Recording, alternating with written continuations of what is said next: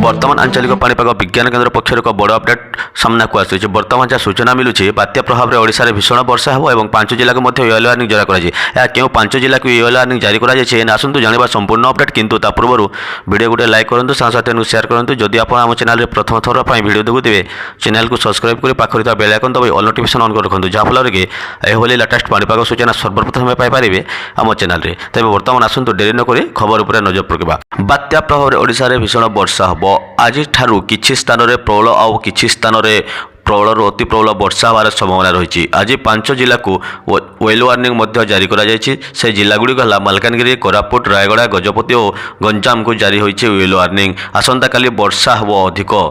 काली मालकानगिरी, कोरापुट, रायगड़ा, गजपति, गंजाम जिला को orange warning जारी कर सब जिलार किछि स्थान में 115 ରୁ 204 मिलीमीटर जाए वर्षा हमार संभावना रही। सेहीपरि नवरंगपुर, कलाहांडी, कंधमाल और पुरी जिला को येलो वार्निंग जारी कर 6 तारीख प्रबल वर्षा नहीं आज 11 जिला को दि जाएगी येलो सतर्कता। ओडिशा उपकूल समुद्र आज अशांत रहिबो, सेथिपाई 6 तारीख जाए ओडिशा उपकूल समुद्र को जीवाकू बारण कर। आज पाणीपाग विभाग मुख्य खबर। जदि आपको भिडियोटी भल लगी था वीडियो गोटे लाइक कर चैनल को सब्सक्राइब कर पाखरी बेल आइकन दबाई ऑल नोटिफिकेशन ऑन कर रखुँ, जहाँफल कि लेटेस्ट पाणीपाग सूचना सर्वप्रथम पाइपर आम चैनल रे। Bureau report active Odisha.